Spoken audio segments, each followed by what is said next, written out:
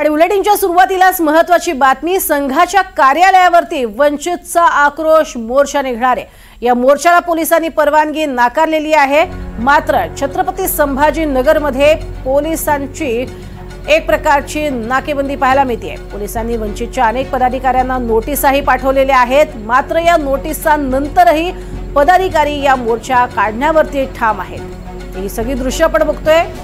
मुख्य क्रांती चौकामध्ये मोठ्या प्रमाणात पोलीस फौज फाटा हा तैनात करण्यात आलेला आहे आणि याचा आढावा घेतलाय आमचे प्रतिनिधी मोहसिन शेख यांनी।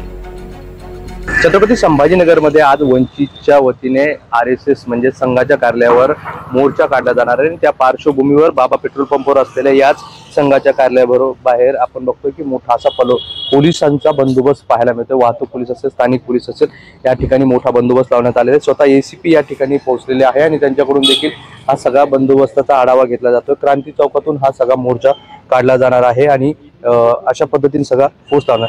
सर, कसा बंदोबस्त आहे सध्या लावलेला? बंदोबस्त अतिशय व्यवस्थित लावलेला आहे। कृपया आपण झुनवन सरांची ब्रीफ करा याच्या संदर्भात। फक्त मोर्चाचा मार्ग काय आहे तेवढं सांगा।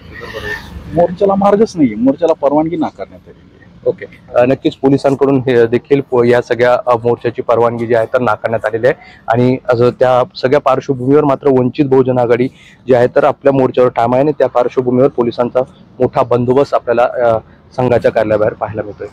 मोहसिन शेख, NDTV, छत्रपती संभाजीनगर।